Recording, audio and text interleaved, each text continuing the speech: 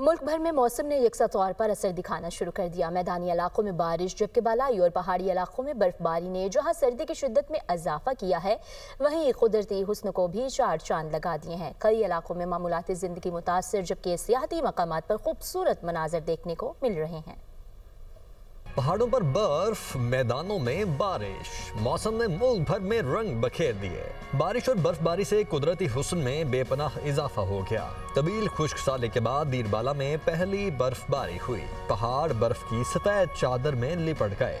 लबारी टनल, कुमराट और दीगर इलाकों में बर्फबारी से नजारे दीदनी हो गए। सयाहों की बड़ी तादाद लबारी टनल पहुंच गई। कालाम, मालम जब्बा और महूडंड के पहाड़ भी बर्फ से ढक गए। नारान, बाबूसर टॉप और झील सैफुल मुलूक में 1 फुट बर्फ पड़ी। चल्लास और गिरदुनवाह में बारिश हुई। जिला दियामर के बालाई इलाकों में फेरी मिडोस, नांगा परबाद, दारील और टांगेर में बर्फबारी का सिलसिला वक्फे वक्फे से जारी है। चलास के इलाके गंदलों के मकाम पर लैंडस्लाइडिंग के बायस शहराहे कराकुरम ट्रैफिक के लिए बंद हो गई। वादी नीला में 2 रोज से बारिश और बर्फबारी जारी है। अड़ंग के ताओबट और ग्रेस वैली बर्फ की सफेद चादर में ढल गए। पहाड़ी इलाकों में 2 फुट तक बर्फ रिकॉर्ड की गई, जिससे सर्दी की शिद्दत में इजाफा हो गया। मुजफ्फराबाद में बारिश से फजाई आलूदगी खत्म हो गई, जबकि गंगा चोटी, पीरचनासी और कोह मकड़ा ने बर्फ की चादर ओढ़ ली। इस्लामाबाद, रावलपिंडी, मरी, लाहौर और पंजाब के दीगर इलाकों में कहीं कहीं बूंदाबांदी हुई, जिससे सर्दी की शिद्दत में इजाफा हो गया। जबकि सुबह और शाम के औकात में पंजाब भर में शदीद धुंध का सिलसिला भी जारी है।